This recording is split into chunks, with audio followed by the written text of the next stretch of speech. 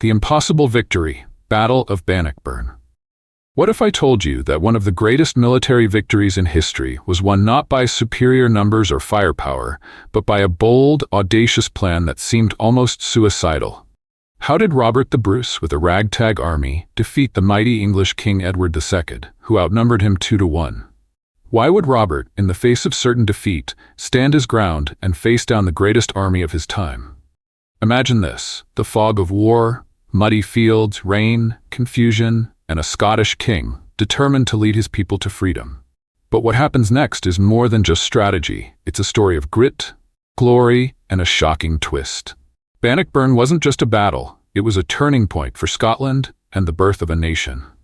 Join me as we unravel how Robert the Bruce's unshakable courage crushed the English at Bannockburn and changed the course of history. From hidden traps to unbelievable heroism, this is the epic battle you won't believe, but you'll never forget. Keep watching to discover how a single victory sparked Scotland's freedom, leaving the world in awe. The Battle of Bannockburn. The Battle of Bannockburn in 1314 was a defining moment in Scottish history. A battle that would change the course of the First War of Scottish independence. But how did Scotland, with its proud history and resilient people, find itself on the brink of such an epic confrontation? To understand the significance of Bannockburn, we must first examine the events leading up to it. An intricate web of political strife, royal deaths, rebellion, and betrayal. In the year 1286, Scotland lost its powerful monarch, King Alexander III. His unexpected death, without a male heir, plunged the nation into a period of uncertainty and instability. King Alexander had ruled during a time of peace and prosperity, and his passing left the Scottish throne vacant, with no clear successor to lead the kingdom. The only remaining heir was Margaret, the Maid of Norway, the granddaughter of Alexander III. Unfortunately, her health was frail, and at the age of 7, she died in 1290, just 4 years after her grandfather's death. Scotland, left without a monarch, became embroiled in a power struggle, with no fewer than 14 claimants to the throne. The threat of civil war loomed large, and the Scottish nobility sought a solution. At this time, Edward I of England, known as Edward Longshanks, was one of the most powerful rulers in Europe. Seeing an opportunity to extend his influence, Edward was asked by the Scottish nobles to arbitrate the succession dispute.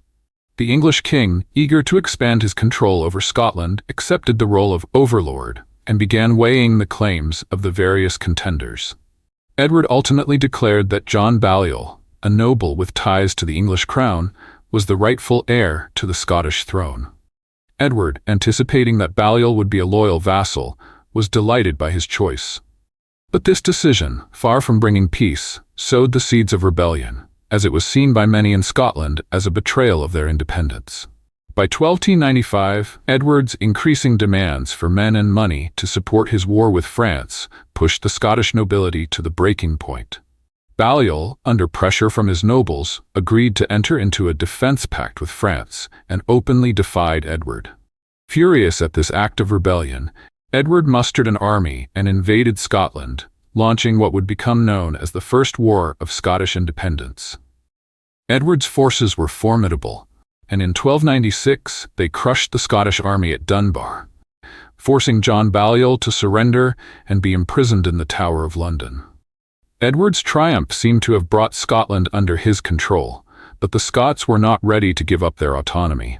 In the aftermath of Edward's victory, Scotland was still simmering with resentment. William Wallace, a Scottish knight, emerged as the leader of a revolt against the English occupiers. Wallace's passion for independence and his bold actions, such as his ambush and subsequent victory at Stirling Bridge in 1297, revitalized the Scottish resistance. Wallace's victory was a turning point. He was appointed guardian of the realm and began making preparations for a larger confrontation with Edward. His success came at a price, though, as Edward, determined to bring the Scots to heel, prepared for a decisive campaign to crush the rebellion once and for all. Edward's forces, having signed a peace treaty with France, were now ready to march north with a powerful army. In 1298, they met Wallace's forces at Falkirk, where the English king decisively defeated the Scots. Wallace's army was shattered, and Wallace himself was forced to flee. Despite his heroic stand, Wallace was ultimately betrayed and captured in 1305, leaving Scotland without a clear leader and once again under Edward's control. With Scotland still under English domination and the throne vacant, Robert the Bruce, a descendant of Scotland's royal family, decided to make his move. In 1306, he killed his rival John Comyn III in the Greyfriars Church, claiming the Scottish crown as his own. Bruce's bid for the throne was met with resistance, and his early efforts were disastrous. His rebellion suffered a major setback when his forces were defeated at Methven, and many of his supporters were either killed or captured. Bruce's position seemed hopeless, and he was forced to flee to the remote Isle of Rathlin to regroup. But even in exile, Bruce began to rally support, building his forces and preparing for his return to Scotland. Robert's personal life became a casualty of the war. His wife, Elizabeth, and his sisters were captured and handed over to Edward I, while his brother, Neil Bruce, was executed at Berwick. Despite these personal losses, Robert refused to give up. In 1307, he ventured back to mainland Scotland, focusing his efforts on gaining control over key territories. Robert's first successes came in Glen Trool and Loudon Hill, where he won crucial victories over English forces. These successes bolstered his standing and gave him the momentum he needed to continue his fight for Scotland's independence. In 1307, just as Robert was gaining ground, the 68-year-old Edward I, known as the Hammer of the Scots, died. His son, Edward II, succeeded him, but was a much weaker king, lacking his father's military acumen. Edward II's reign was marked by internal turmoil, and his reliance on favorites alienated many of his magnates. This political instability allowed Robert Bruce valuable time to strengthen his position. By 1314, Robert Bruce's forces were gaining momentum. He had captured Aberdeen, secured key territories in the north, and forced many Scottish nobles to swear fealty to him. By spring 1314, only the great castles of Bothwell and Stirling remained under English control. Robert's brother, Edward Bruce, was tasked with the siege of Stirling, and the English were now under pressure to relieve the fortress. With King Edward II marching north with a massive army, Robert knew that the final confrontation was imminent. The Battle of Bannockburn would determine the fate of Scotland, with the English force numbering more than twice that of the Scots. Edward Bruce's siege of Stirling was running out of time, and a battle was now unavoidable. Let's take a quick break from the battle to talk about something that will help you sharpen your mind. Brain games and puzzles. This isn't just about having fun, it's about giving your brain a workout. These puzzles are designed to improve memory, problem-solving skills, and cognitive function, all while keeping you entertained. Whether you're playing a word search, crossword, or number puzzle, every game you solve is like doing mental push-ups. It helps with focus, boosts creativity, and can even reduce stress. Just like Robert the Bruce had to stay sharp under pressure, brain games and puzzles will help keep your mind at its peak. No sword required. So why do you need it? Well, with all the challenges life throws at us, keeping our minds sharp is more important than ever. Plus, it's a fun and engaging way to unwind after a long day. Whether you're relaxing after watching epic battles like Bannockburn or just taking a break from your routine. If you're ready to give your brain the workout it deserves, click the link in my bio below to get your brain games and puzzles today.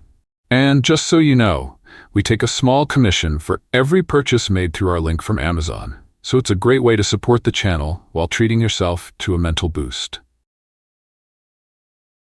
Now, back to the Battle of Bannockburn, where a brilliant mind and sharp strategy led to one of Scotland's greatest victories. On June 23, 1314, Robert Bruce prepared his forces at Bannockburn. Despite the overwhelming odds, he divided his 7,000 infantry into schiltrons, defensive formations of pike-wielding men. As Edward II's forces advanced, they were met with fierce resistance. Bruce's strategic use of terrain, his powerful defensive lines, and the loyalty of his troops turned the tide in his favor. The battle raged through the day, with Sir James Keith leading a daring cavalry patrol against the advancing English knights. By the end of the day, the English army had been decisively defeated, and Edward II was forced to retreat. The Battle of Bannockburn marked the turning point in Scotland's struggle for independence and solidified Robert the Bruce's position as king. Now pause for a sec. Join the front lines of history and power. Welcome to European Battle, where epic clashes, legendary warriors, and untold stories come alive. By subscribing and turning on notifications, you're not just joining a channel, you're stepping into a world of thrilling battles, strategic brilliance, and jaw-dropping historical drama. From ancient empires to modern warfare, we deliver cinematic storytelling, expert insights, and exclusive content that will leave you breathless. Why subscribe? Unlock premium battle breakdowns and rare historical footage. Be the first to witness new episodes and live events.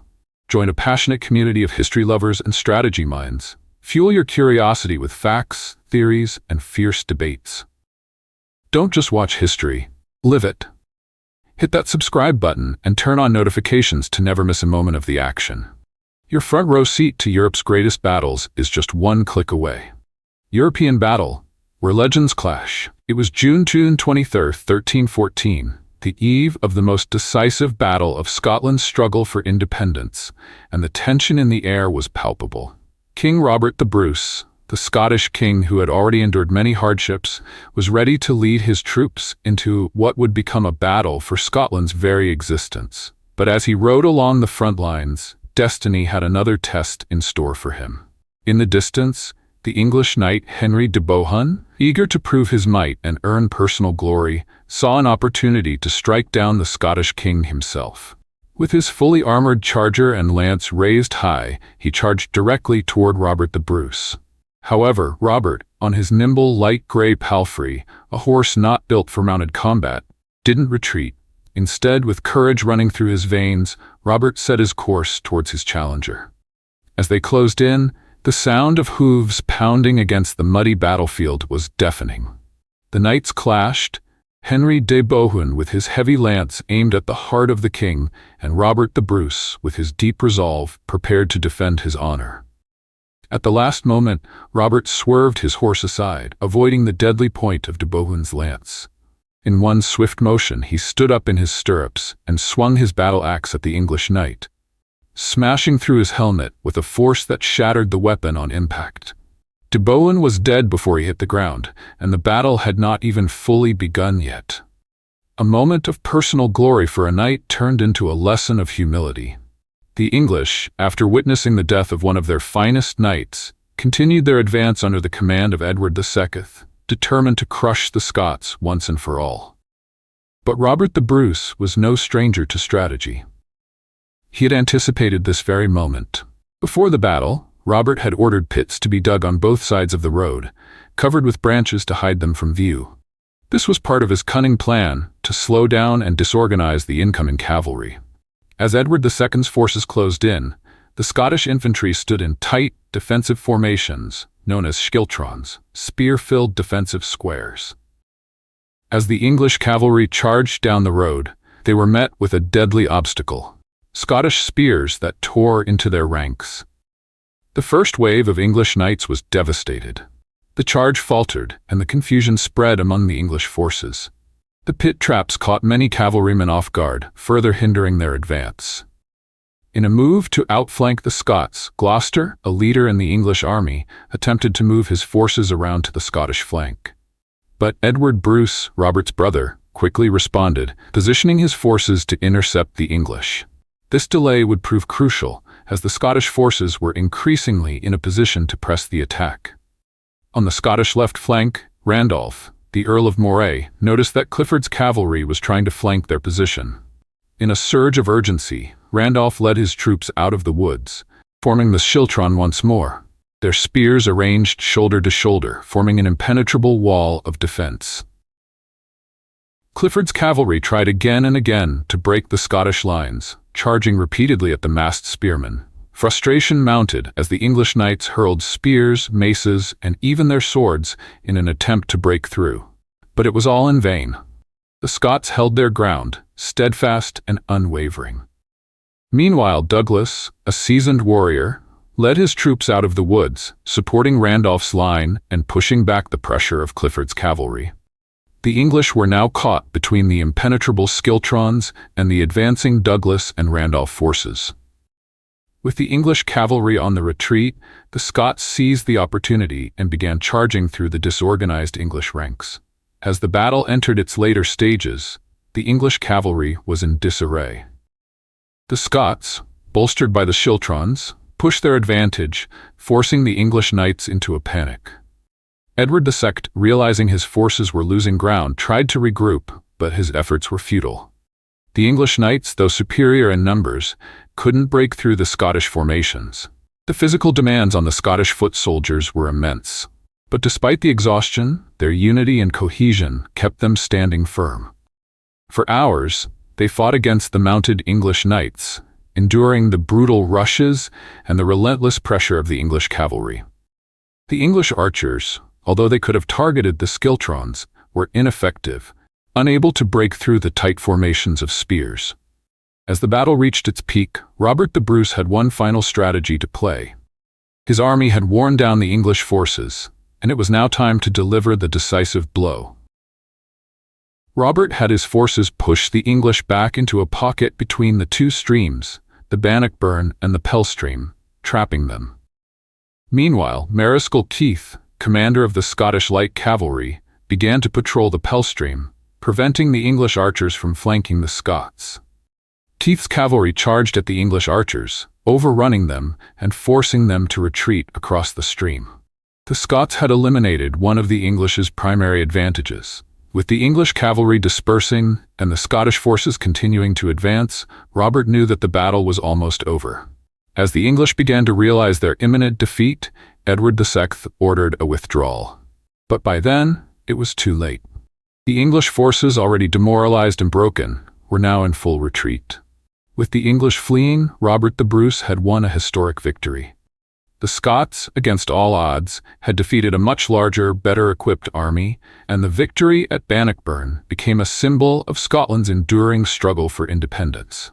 The battle shattered Edward II's morale and fractured the English grip on Scotland. After the battle, Robert's forces pursued the fleeing English, securing their territory and pushing the English back across the border. Robert the Bruce's victory at Bannockburn secured Scotland's independence, and the Treaty of Edinburgh-Northampton in 1328 would officially recognize Scotland's sovereignty, with Robert Bruce and his heirs as the rightful rulers of the kingdom. Bannockburn was not just a military victory, it was the culmination of Robert the Bruce's determination, strategic brilliance, and the unity of the Scottish people. This battle, which many thought impossible, would go down in history as the defining moment of Scotland's struggle for independence. If you're enjoying this incredible journey through history, make sure to follow us, subscribe, and click the notification bell on our channel. That way, you'll never miss out on our next thrilling story, packed with action, history, and unforgettable moments. Stay tuned for more fascinating content that will transport you right into the heart of legendary battles and untold